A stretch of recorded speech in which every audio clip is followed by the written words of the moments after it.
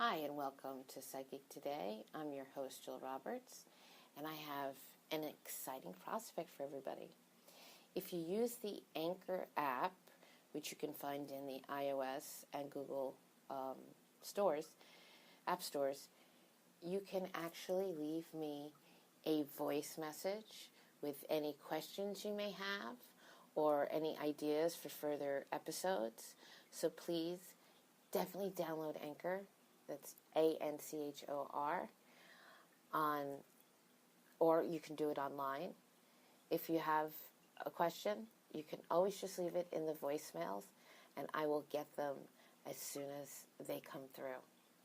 And that way, we can make this a community, we can go on this journey together, and we can awaken to the divine inside of all of us. Have you ever thought about starting your own podcast? When I was trying to get this podcast off the ground, I had so many questions, like how do I record an episode? Where do I find background music? How do I get my show on Apple Podcasts, Spotify, and all the other places people like to listen? Where do I find advertisers?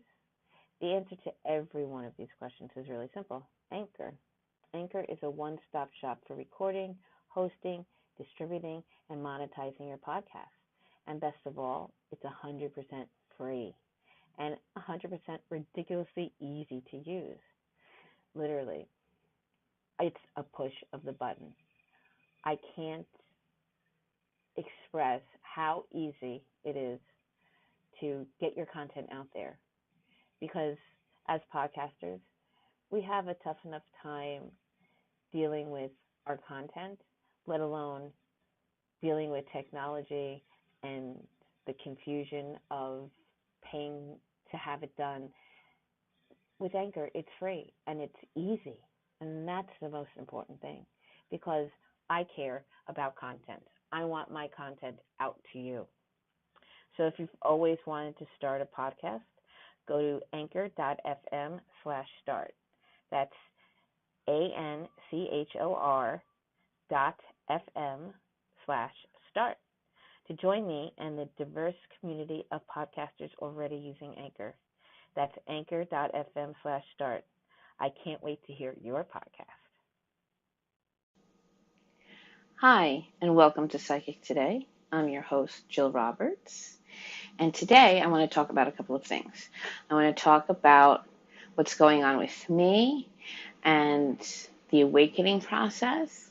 I want to talk about certain tools such as crystals that you can use to help bring about your own awakening and your own I am, and remembering who you are at core level, because it's so incredibly important. And of course, if you need any help with that, I'm going to be doing webinars and courses about this very subject. First, I want to talk about my journey and where I am now. My journey started 20 some odd years ago, and I went from mentor to mentor, and different ideologies and philosophies, and I took from each. And I got to a place recently in the last 2 months where I felt blocked, like I hit a brick wall. And I mean that in the sense of there's nothing further I can do as far as, being human here, and being in the third dimension and being heavy.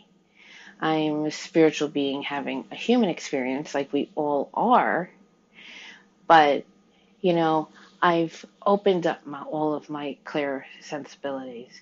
I have become a shaman. I've become an evidential medium.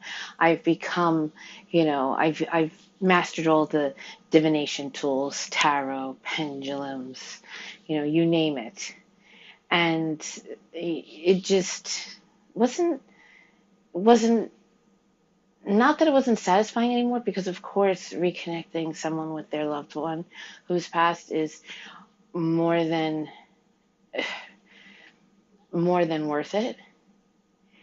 But I want to steer my spiritual business in a different direction, because I feel that I have more to give. So I've been feeling this like really like incredible yearning and almost desperation of, what do I do?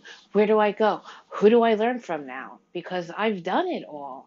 And I want to raise my consciousness, my quantumness. I want to be a quantum, multidimensional being that I know that I am, and I want to remember who I am, and who's going to show me that? So, I did some courses with, Lisa Transcendence Brown, and she's extremely enlightening, but extremely complicated as far as trying to understand the concepts that she's giving. I booked a couple of sessions with someone who really opened my eyes up to what's going on with me. And so I just wanted to explain to you the awakening process. It's like growing pains. And it's really hard to explain. It's almost like trying to explain the color blue to someone who's never had sight. How do you describe that? It's really not something that you can put into words. And that's the thing. Words are no longer necessary. So I started the third eye awakening with you guys with Sagan, and I'm going to continue that, and I'm going to continue the Kundalini awakening. And I've also been working with Raha Kudri on the third eye for you guys. So I'm going to be bringing in all different aspects of that, because the most important thing for your journey is to open your third eye. And we all have a third eye. It's whether you realize it or not, you're using it. It's just a matter of opening it up fully, feeling that Kundalini awakening where it's going up and down your spine, and it's almost like a cosmic orgasm. But I digress. So there's so much that we don't know, we don't see, we don't remember. And, I don't know if you heard about starseed families and, the Lemurians who were here, or the Atlanteans, or whatever species have come before man. Or, of course, the Palladians is another starseed family. The others weren't, but the Palladians, the Syrians, the beings on Andromeda, just so many different stars. I mean, you look at our galaxy, and our galaxy is very tiny compared to others. There's a whole universe out there, and universes within universes, and dimensions within dimensions, and the thing is, you want to become multidimensional, and it's not out there. That's the mistake so many people make. You listen to these gurus or watch their YouTube videos, and they talk about, they have this person they're channeling, and they're channeling the Palladians, and the Palladians are saying X, Y, and Z. How come that's not happening for me? Because it happens differently for everybody. So I just wanted to let you know that's where I'm steering my business. I will touch on it here if you want. Like I said in the beginning of the episode, online on anchor.fm/JillNYC, which is my profile for my podcast, you can leave voice messages, and you can tell me about any questions that you have, or any topics you want me to cover, or any topics you're not interested in. But you can also do it through the Anchor app, which is free and easy to use. You don't need to be a podcaster to do it. And it's easy to, like I said, become a community. And I want to do this. This is the free part of it. And I'm trying to break it down so that way for those who want to higher their vibration, to experience the extraordinary, let's do this. You know, it's life is short. This is my last incarnation. And I feel so drawn to teach you. And it's just something that's opening up my heart, and I'm trying to get out of my mind, because that's what's really slowing all of us down, is we overthink everything. We think too much with the left side of our brain, which of course is the masculine side. The divine feminine is the right side of the brain. So what I'm going to be doing now is I have started Robert Simmons, who is the American version of Judy Hall. He's an extraordinary, multidimensional, higher consciousness, spiritual person who is just so incredibly enthusiastic and amazing when it comes to stones, crystals. And the one thing that I think we all can agree on, for most of us, is that who doesn't love crystals? I mean, I'm obsessed with them. And I was just so happy today. Francesca from Giardino Blue sent me my Numite necklace. Numite is from Greenland. There is an episode on Numite. And the reason why I'm mentioning Numite, and Francesca as well, Francesca and I are definitely doing our episodes, because there's going to be more than one, because we have so much that we want to talk about together and share with you. But with Robert Simmons, his Stones of the New Consciousness book, which is Healing, Awakening, and Co-Creating with Crystals, Minerals, and Gems, there are 62 stones that he talks about. And a lot of them I already have. Some of them I just got recently. Some of them are on the way. So I want to use this. This is going to be my Bible for helping you. There's crystal meditations, just of there's layouts, there's body layouts, there's selenite wands we can make. I'm going to go through this all with you. So it's going to be super fun. Super, super fun. And today what I want to do is, after this segment, I want to, if I can, do a segment on at least 3 stones. So definitely stay in tune, because these are the 3 of some that I've worked with. So I'm going to give you my experience and Mr. Simmons' experience, and see what your experience is, because everybody has a different experience with stones. There are people who are extremely affected by moldavite. Some of us aren't. And, my palm chakras are open. So I'm very sensitive to stones. I carry around a 50 carat and a 70 carat moldavite in each hand. So, I'm walking around with huge pieces of moldavite. I'm opening the portals on my fingertips, and those chakras with, rubbing the moldavite.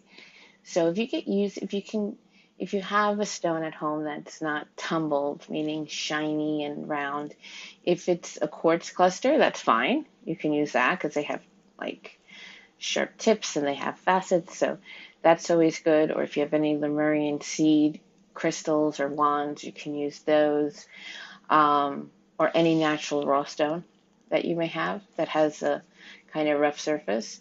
And if you just play with it between your index finger and your thumb while holding it, you start to open up those chakras on your fingertips, and it makes you become a lot more sensitive to these stones.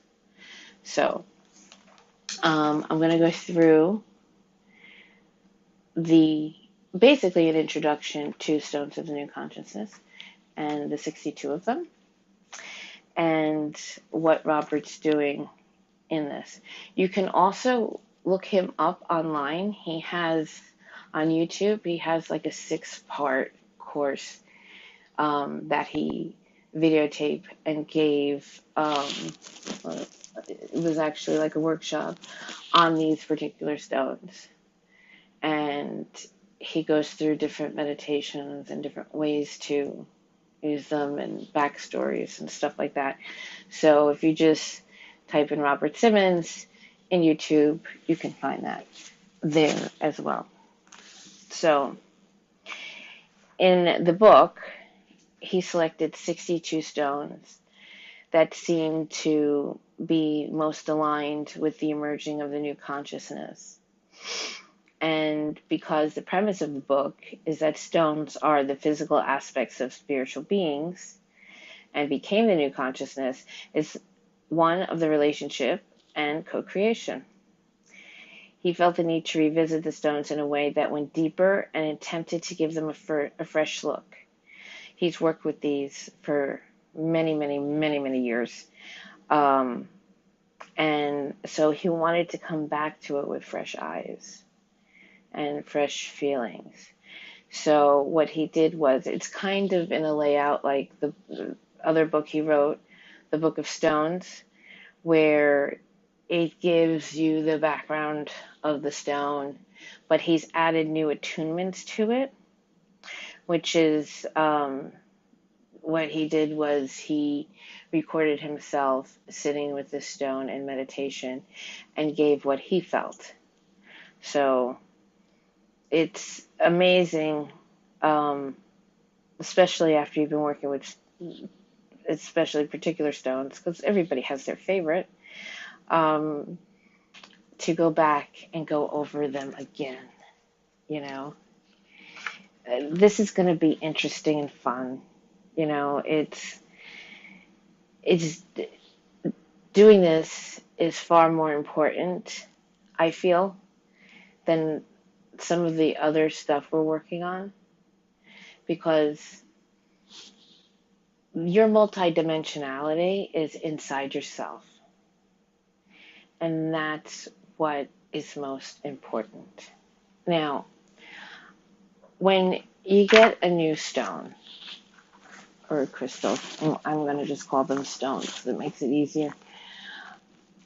What I like to do is be in a quiet place where I'm not going to be disturbed or have anybody else's energy around me. And no matter how crappy I'm feeling or happy, but usually crappy gets our attention more, unfortunately, I try and quiet the monkey mind of chatter, and I take the stone. And honestly, at this point, it really doesn't matter if you use it in your left or right hand. I take the stone, usually in my left hand, and I put it to my heart chakra. And this is after I've cleansed it, because again, I'm a germaphobe when it comes to energy. So after it leaves whomever I bought it from, because like I said, here in New York City, there aren't really crystal stores. And the one I found is extremely expensive, museum quality stones, where you're talking they're in the thousands for a piece of amethyst, which is ridiculous. So I buy a lot of my stuff from Robert Simmons. I buy a lot of my stuff from trusted sources on Etsy. And there's something that's that I newly found, which is called gem auctions. And I've gotten a lot of my moldavite from an actual miner in the Czech Republic. And it comes with certificates of authenticity. And they have them for really great prices. I mean, it's when you're ordering online, it's usually a crapshoot. If you go on Amazon through a third-party seller, or not even a wholesaler, a person who you don't really know, what you're getting is the real deal, which is why I try and order from Mr. Simmons, because I know He's a reputable source, and he's been doing this for about 40 years. So, since I was like 2. Anyway, so I digress. Gem Auctions is a great place. You can just type in what you're looking for, and you'll get reputable people, reputable miners themselves. And I am going back mining this summer. I'm just so excited about that. My kids aren't so much, but I am. Because I love to do this. And eventually I want to, start venturing out of New York and going to other mines. So I'm going back to Herkimer County and mining more Herkimer diamonds and other types of species of stones that are there.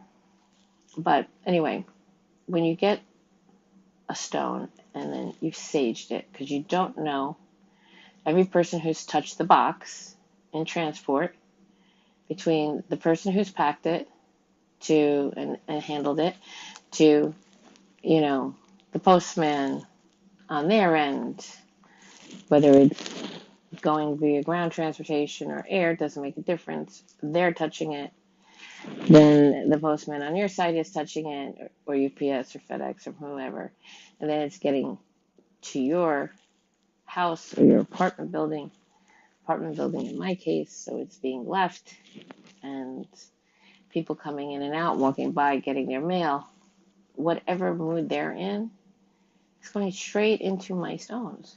So I sage them. And how I charge my crystals is what I was saying before. I sit in a quiet place. I breathe in through my nose and out through my mouth a couple times just to quiet my mind. Hold it to my heart chakra. And I listen to what the stone has to tell me. Because stones are energy beings. And this is something that Francesca and I are going to talk about. They are energy beings. They lend us their energy, their vibration, their frequency. They help us to higher ours. So we don't want to treat them like they're dirt or just throw them in a drawer. We want, when we're charging our stones, we want to listen to what they have to say. And they will convey whatever it is they have to say, either by your thoughts, which is clairaudience, or, showing you a picture in your mind, or both, or feeling any of the clairs. And then what I do is I thank the stone and I say, let's infuse our energy and help me to get to blah, blah, blah, XYZ. What this stone is telling me it can do for me, what it will do for me, without asking of anything in return. So that's how I charged my crystals. And after the break, the first stone we're going to talk about is Himalaya Gold Azeztulite. This is going to be a treat. We'll be right back.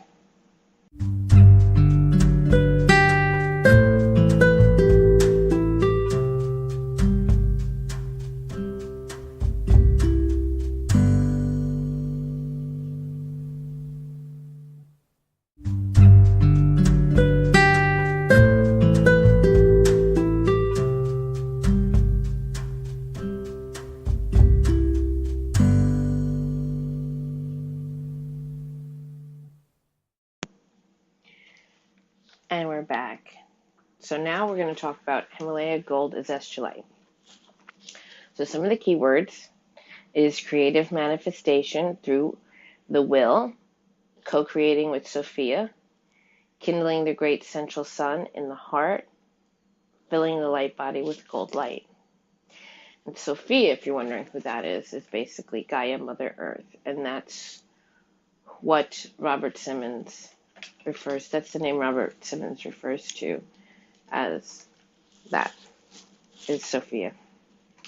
The element is storm, and the chakras associated with this stone is the fourth, which is the heart, the sixth, which is the third eye, the crown, which is the seventh, the soul star, and transpersonal, which is the 8th through 14th chakras.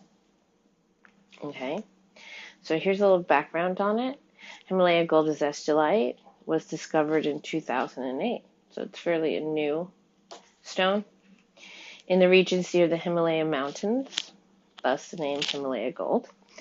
Like other azestulites, it is a form of quartz, in this case displaying a bright yellow color.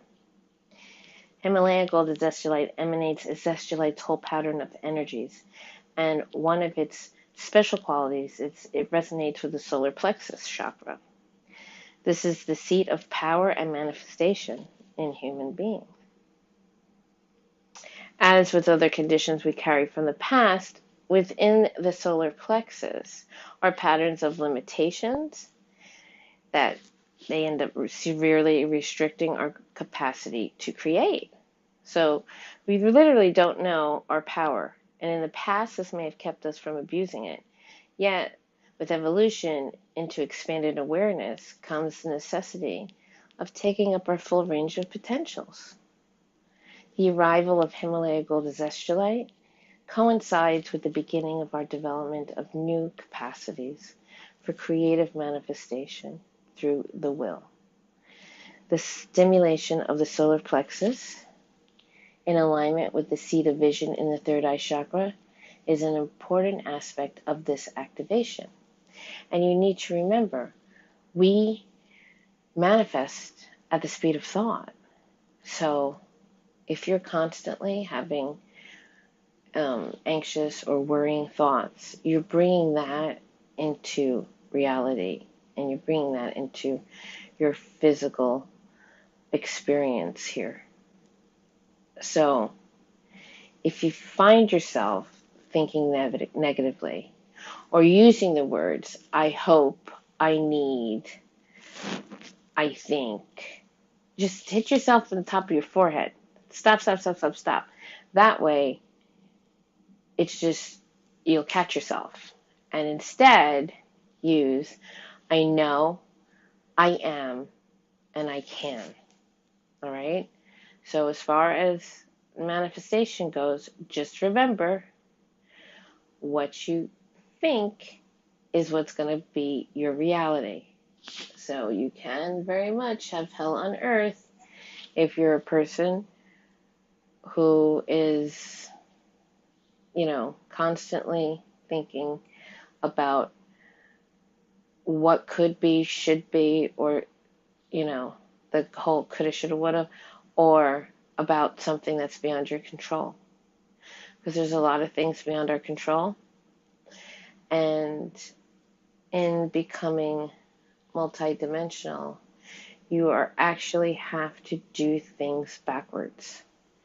You don't work hard and do all the things we did when we were young to make the money, to get this, to get that.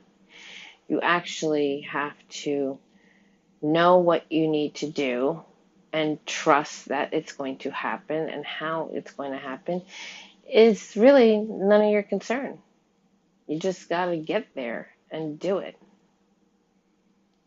And the opportunities will be presented to you. And it's hard because you have to give up that control, but it's necessary. Anyway, with my experience with Himalaya gold azeztulite, was quite extraordinary. Again, I did a heart attunement. I quieted my mind and I put it to my fourth chakra, which is my heart chakra. And I just felt this overwhelming sense of peace and everything was going to be okay. And that everything I needed to know was inside of me.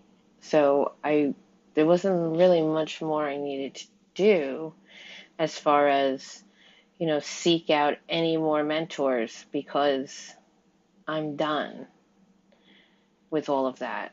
I have all my certifications in every sort of spiritual aspect there is and feel there is. And it just spoke to my soul. It spoke to, of course, my gut, because it's the solar plexus stone as well. But it just calmed me.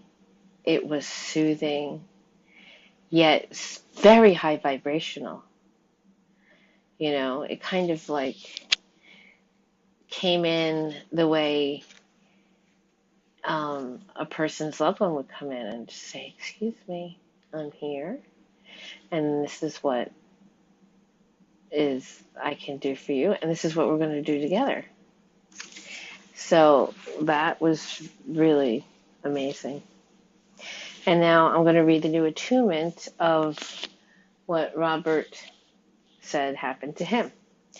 So Robert began meditating with Himalaya gold azeztulite, holding a stone in each hand and one in a pouch over his heart. Some of the stones required him to place them over the third eye or other upper chakras, especially if they were high vibrational stones, in order for him to realize their energies. The currents pouring through Himalaya gold azeztulite are so potent that no such placement is necessary. Simply holding the stones in his two hands, he felt their currents move to several chakra points where the flow was emphasized. The third eye and crown were stimulated very powerfully, and he felt an impulse of strengthening current move into and back out of his solar plexus chakra.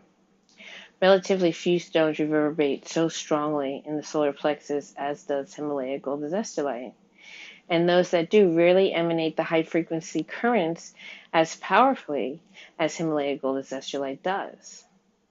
So as he continued holding his stones, he felt his liquid crystal body matrix shift into resonance with their currents, flowing through the whole body. The primal focus of the third eye and solar plexus continued to resonate, and their resonance became a strong mutual pulsating with each other. He felt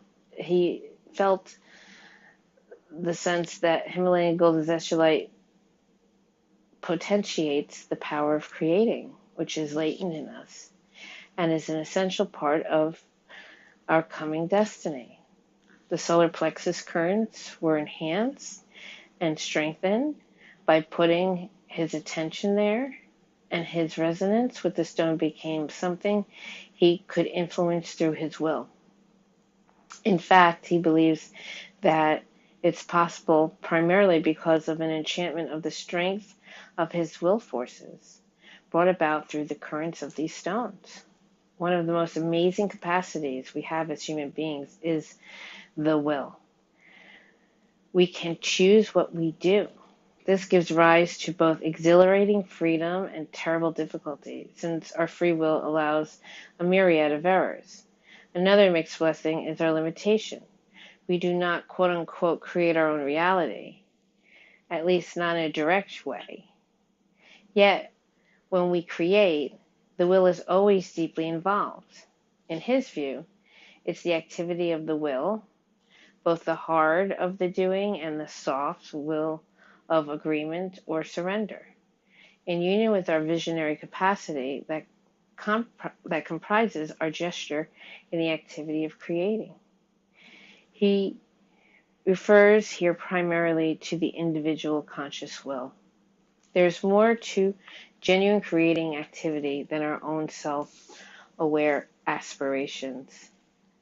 The creating we can do, in which we are truly creating a world, our bodies, and our living experience, is not isolated within us. Instead, it is co-creating in a kind of union with the soul of the world, whose impulses we feel in our hearts. Individually, we can utilize the third eye to envision something mentally, and the solar plexus to push things into manifestation. Yet this is much more limited sort of creating. When we work in co-creation unity with Sophia, we are simultaneously setting our intentions and letting go of any expectations regarding the results. We imagine the essence of what we want, and then we exhale it, releasing it to Sophia. It is the heart's natural gesture of trust, not in fulfillment of what we imagine in our mind that we want, but in whatever may come to us. This rather circular gesture of intending and releasing in trust allows the spontaneous genius of the world soul creating to engage with us in a sort of continuance stance. The results of this are seldom what we might have expected. Rather, they are infallibly preferable, more perfect and appropriate for the harmonious well-being of the whole, of the all. We can often recognize our original intention bearing fruit that reminds us of our original hope, yet result is far better. Himalaya Gold Azeztulite facilitates this kind of co-creating in several dimensions. Its stimulation of the third chakra lends, which is the solar plexus, lends greater power to our intention. When we are strong-willed and avoid trying to be tyrants, we have more to offer on our side of the dance. We can focus our intentions better and keep our actions in alignment with the intentions we have set, even though we have released expectations. Second, having more awareness and control of the third chakra's currents allows us to consciously project them, intend, and withdraw, surrender. If we can feel ourselves doing these gestures, it is very helpful in learning to practice them continuously. Our strengthened third chakra also increases our capacity to feel the will of others, giving us the opportunity to align or disengage with them. Third, we can even learn how to feel the flow of the world itself, what the Chinese call the Tao, what we might think of as creating activity of Sophia, and we can learn how better to swim with its currents. As his meditation continued, he began to notice the heart and solar plexus chakras were, quote-unquote, burning into one another. There was pleasant but intense fiery activity in both areas, and the tingling in them grew until the chakras seemed to merge into a single huge center. Simultaneously, he felt a powerful longing in his heart and a great release of tension in the solar plexus. This brought tears to his eyes, accompanied by feelings of exultation. He feels that the merging of the heart and the solar plexus, which is the unification of our love and will, is an essential component to the new consciousness. When we give all of our power to what our heart desires, we are also surrendering to the will of the divine, since that is the source of the longing in our heart. To live in a state within one's will is powerful, yet fully given over to the heart is to live in co-creative union with the soul of the world, for the will of the heart is inseparable from her will. The dance then we embark on upon life is of grace. We feel ourselves as instruments that are, at last, in tune, and we play with the great intelligence of love, intertwined so completely that we cannot tell whether our hands or hers have touched our inner strings. We can find our way to such a place without the help of stones, but the Himalaya Gold Azeztulites can introduce us to capacities we did not even know we had, and it can aid us in maintaining our awareness and intention as we learn how to walk this invisible path of co-creating the world and ourselves through love. As he sat with Himalaya Gold Azeztulite on his forehead, heart, and solar plexus, he was drawn to the solar plexus stone on the crown. He saw an inner image of a golden sun, or a radiant star-like form over his head, as he sat holding the stones. He felt the radiance of this golden sun begin to penetrate his crown chakra slowly, like the liquid light with the consistency of honey. This golden light from the radiant sun above his head descended into the skull, bringing yellow golden light into the consciousness. As he sat with it, the gold light descended slowly through the region of the third eye.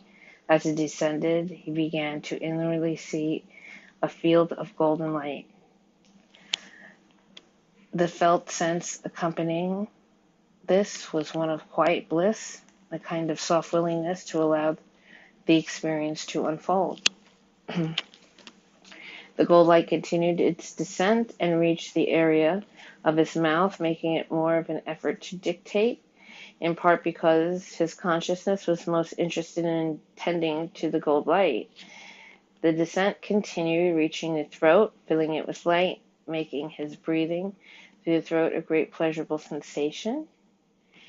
It descended further through the shoulders and the upper chest, all this golden light from the radiant sun above his head, and he felt the light being pulled down through his root chakra into the earth. Although his sight showed it still just slowly, softly dripping down towards the heart. Then he had a sudden vision of the heart as an organ of gold, wrapped in gold, radiant with gold, illuminated by an inner shining golden light, and the chest center became its own radiant source of light, and a great joy and recognition of the nature of his own heart as a radiant star came into his consciousness. We, quote unquote, we all have this, so said his intuitive voice, which I believe was the stone. We all have this golden heart light, and there is a star within us, kindled by the golden sun from above. He was given the intuition that the golden sun above his head is a holographic image of the great central sun, which is present at the core of each star, each heart, each atom of matter. And by inviting this golden light, he kindled unexpectedly the sun of his heart. The gold light continued its descent, stimulating the will center in the solar plexus, and he discovered, because he was seeing images arising very quickly with each step of the descending light, that his solar plexus had been wounded in his early life and in earlier lives.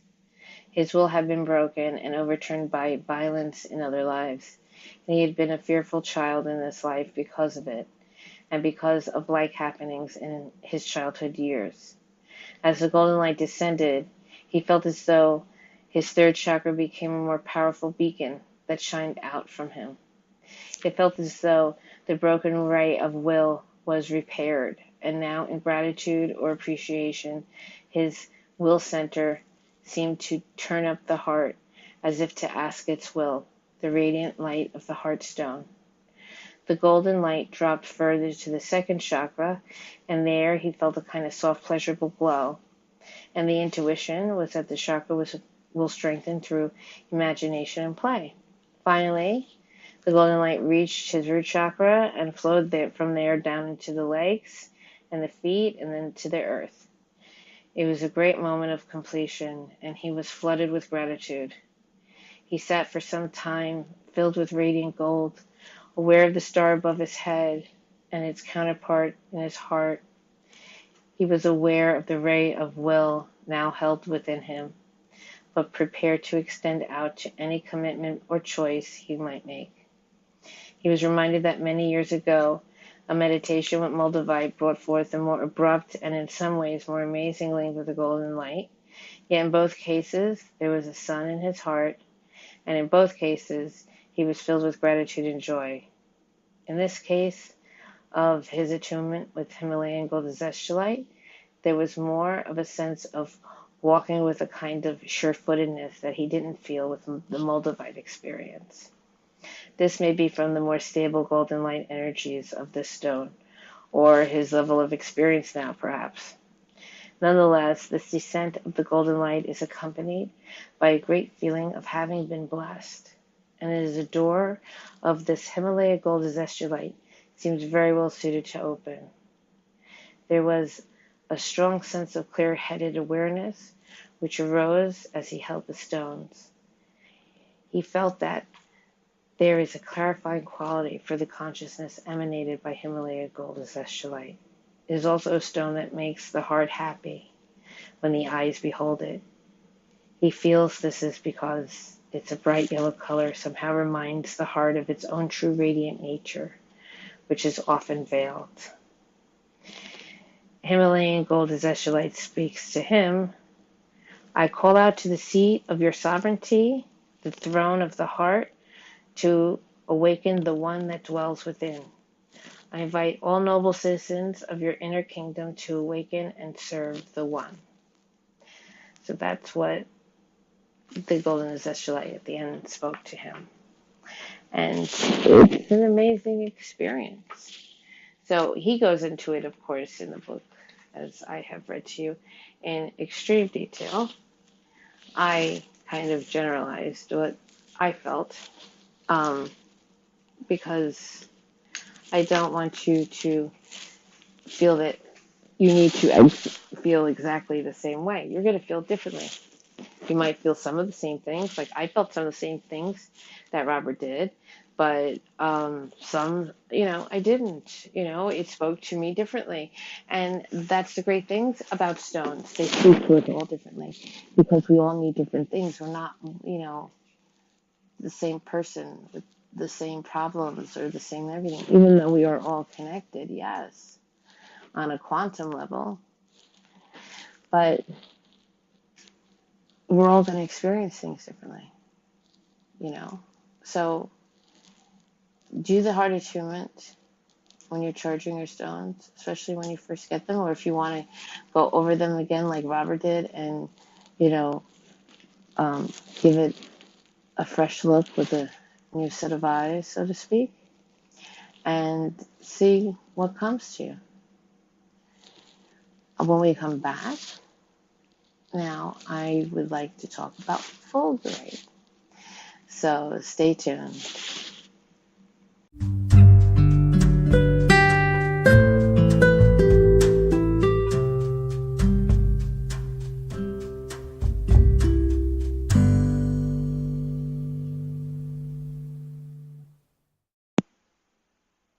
Hi, and welcome back.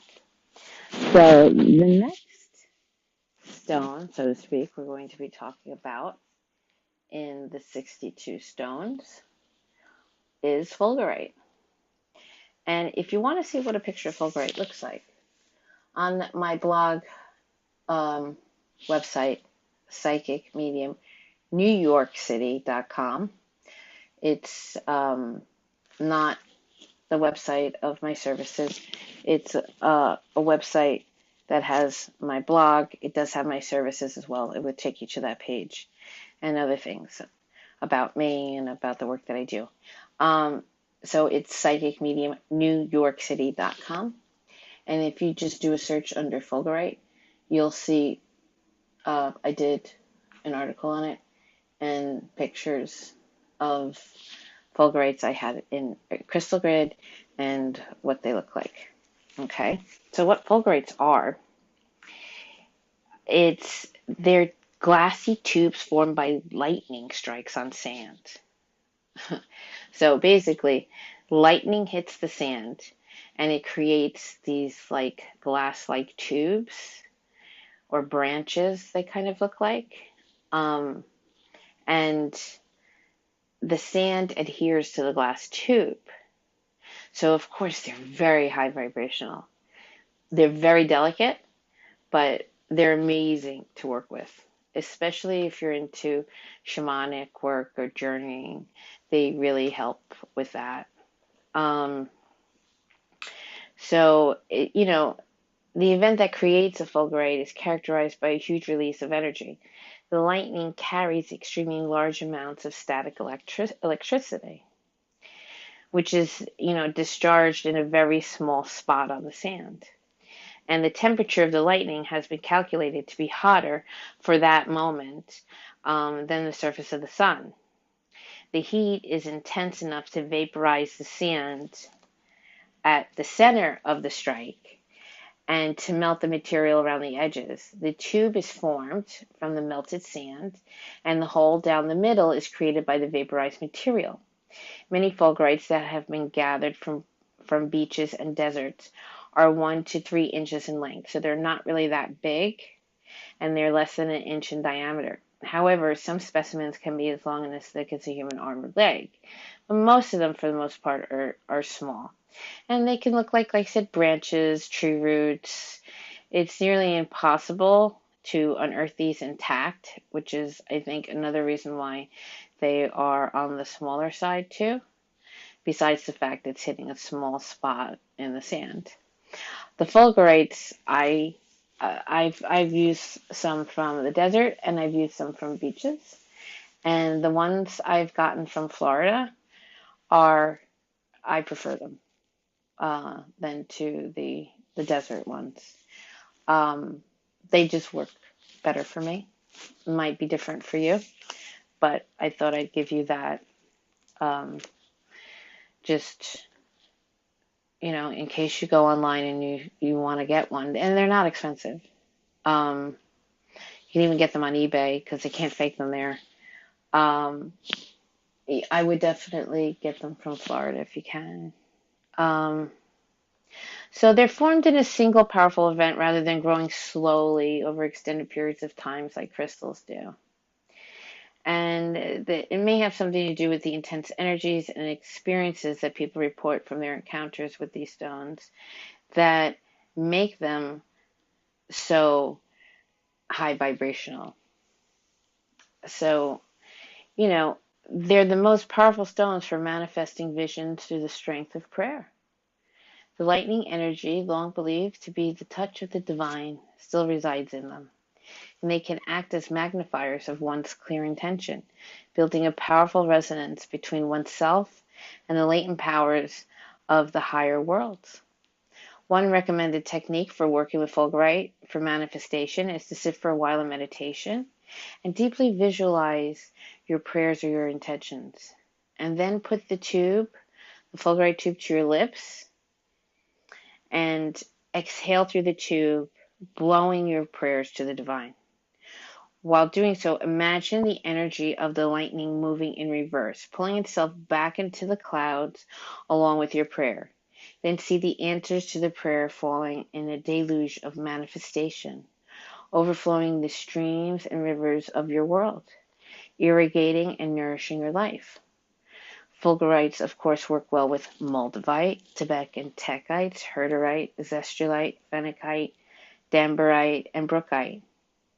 For those who find fulgurites a bit too intense, you can try combining them with the gentle energies of some ahoite, which will soften the storm.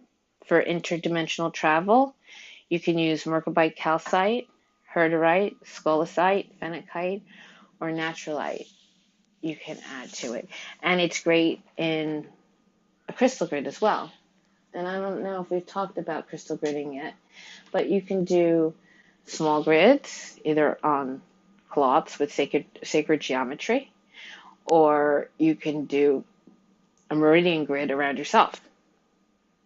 I did that today, and I made the mistake of doing it on the ground, on a hardwood floor with just a very thin yoga mat, and instead of being able to open up, and I had 9 stones going down my center column of the 7 chakras, and then one, about an inch below my feet, and one about an inch, not an inch, a couple inches above my head, a couple inches below my feet, and then I had these bigger pieces around me, not of fulgurite, but of another stone. They were all of the same stone, which was a very high vibrational stone. And I could not concentrate on what I was seeing because my back was freaking killing me. So I wasted about an hour doing that. And of course, it was a half day for my daughter, so I didn't have much time to be mucking about.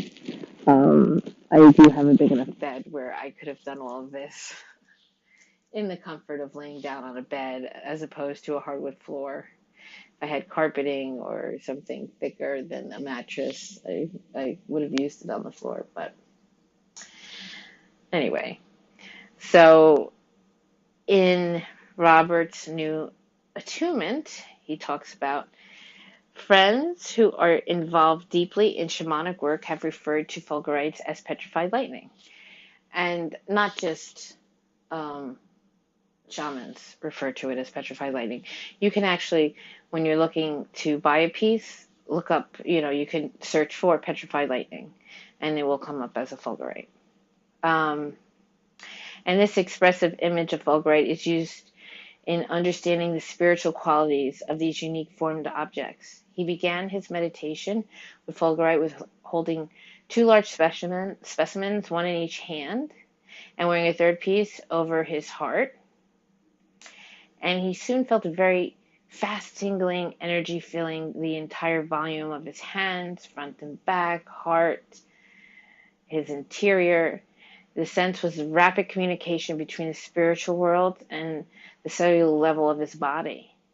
A number of images and inner lights rapidly arose, perhaps amplifying the very quickness that Fulgurite embodies. It is unlike any other substance that we call a stone, because Fulgurite is formed in a flash of lightning. In this powerful energy discharge, the heavens and the earth touch one another. As above, so below. This is literally it. As mentioned above, the temperature of lightning bolt is hotter than the surface of the sun. So one might say that in its lightning genesis of Fulgurite, we see the meeting of the sun's positive charge and the earth's negative charge. Fulgurite keeps presenting him with the image of Hermes, the Greek deity of rapid communication, mental agility, magic, and alchemical transformation. It gestures to us with the Hermes image as if to say, I am like this one. Also, as he gazed upon one of the Fulgurites in his hand, he noticed that after a few moments there rose a fog-like appearance of purplish light. It seemed to both surround and permeate the Fulgurite. He interpreted the purple light as denoting high-frequency currents, just as ultraviolet light represents a higher frequency than the visible spectrum. This reinforces the notion that Fulgurite is the embodied result of a unique, instantaneous action, of which the visible aspect is the lightning bolt. He felt the sense in contemplating Fulgurite is that it invites us to dwell with the event of the thunderbolt. In mystic symbolism, the thunderbolt is seen as a gesture from the divinities, and this gesture, if it touches one's body, causes a wounding or even death. Yet, this can be seen as the very challenge of being in the presence of the divine, which has been described mythologically as being struck by lightning. We speak of powerful insights coming to us like a bolt from the blue. In other words, as an unexplainable stroke of lightning hits us, this lightning stops us in our tracks, stops our ongoing habits of understanding the world in certain ways. The bolt of lightning can therefore be, in terms of insight experiences, both a wound to our old view of the world and a blessing. In its blessing aspect, the shocking event of the spiritual thunderbolt offers a more divinely inspired, though sometimes more difficult, landscape of understanding. Fulgurite suggests that to work meditatively with it is to make oneself available to the bolt from the blue. It excites the neural activity of the brain and the spinal cord. The high-powered currents of Fulgurite can enter through the crown chakra or through any other area of the body, creating a resonance throughout the liquid crystal body matrix. As we hold it in our hand, Fulgurite generates tiny tingling impulses that move through the hands and arms and reach the core of the body, exciting a host of meridians and neural connections. In touching the Fulgurite, we echo the Earth's gesture to the electrical charge in the clouds just before the lightning bolt strikes. The lightning bolt can be viewed spiritually as a mutual gesture between Earth and the sky. The clouds build up a positive charge, and at the same time there is within the earth a ground charge of opposite polarity. Metaphorically, the cloud of the sky symbolizes the masculine, yang polarity, and the earth the feminine, receptive, yin polarity. The yin reaches up to the rising charge of the yang in the sky. Through any convenient object such as a hill, a tree, or a post, or even a human body. When the charge in the cloud feels the gestures of the earth, the lightning strikes, meaning the Earth's ground charge or upward gesture. This describes the physical lightning we see. We can see an echo of that pattern in our work with Fulgurite, because using Fulgurite in meditation allows the ground current of our receptivity, our capacity to receive information, to receive knowledge, insight, understanding, and, of course, wisdom. to reach upwards to the potential infusion of light from the divine world. It does this by exciting the liquid crystal body matrix and building up the charge of the light body through the column of the spinal cord. In calling down the spiritual lightning, we act like the receptive earth, and the spiritual realms of unlimited potential take the role of oppositely charged cloud. As we hold the Fulgurite with this intention, we feel our ground charge rise up through the crown chakra. We have made ourselves available to the thunderbolt and its inspiration, and when the moment is right, we may be filled with the intense grace of a sudden stroke of enlightenment. This is certainly the most powerful way to experience Fulgurite. Those who work shamanically with Fulgurite say that they blow their prayers through these tubes of petrified lightning up to the divine world. They believe that Fulgurite amplifies the power of prayer. This gesture is resonant with his description of the meditative practices whereby one's energy coalesces from the body along the tube of the spine, up through the opening at the crown chakra. We make our gesture of our self-offering to whatever divine potential may wish to meet us. The flash of illumination that can occur through this activity is sometimes modest, sometimes vast. In each case, however, the insight reveals itself as an unforeseen, unique vision that was not previously within one's realm of thought. And he goes on and on more. But for him, he agrees with the shamans that they consider Fulgurite a sacred stone. It is a tube of connection to the sacred worlds, these worlds with which we need to involve ourselves in order to live fully and to fulfill our destined role as a bridge between heaven and earth. And the Fulgurite spoke to him, saying, I am the quickener, the unexpected light. I am the messenger of light, and through me, the light of truth comes to you. So, Fulgurite, amazing, amazing, amazing stone. I really highly recommend getting a couple pieces. I have about 10 or 12, and I absolutely love them all. I mean, I have them in a protective case because they're just, like I said, because it's almost like a small glass tube, and on the outside of it is hardened sand. What I would do is rub your hands together before picking a piece up, and so you're making a charge through your palms and your fingertips, and you're also thus opening your palm chakras there. And take a piece in each hand and hold it and close your eyes and see what you feel. See, give yourself some time, quiet the mind, and see what Fulgurite says to you. I guarantee you, unlike some other stones where people have these crazy, reactions to it, like moldavite, which I love, and I love the stone, but it doesn't have that effect on me. Fulgurite most invariably will.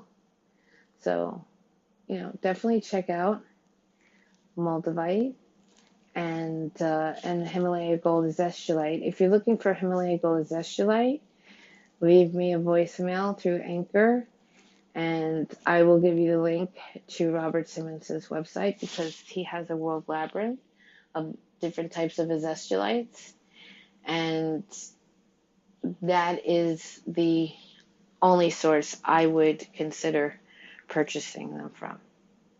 And for me, again, I purchase things in raw, natural states. So if you have, the option between polished stones or raw stones, I would just suggest getting the raw stones, especially if you want to feel what I'm explaining here as into what these stones can do and what their energy is. But until next time, I'll be doing a couple stones every couple episodes till we get done with all 62. And I hope you take the time to look at the stones you have again with fresh eyes. And don't forget to be kind to yourself, to be gentle with yourself and with others. We all deserve this extraordinary life, and together we can make it happen. All my love and light.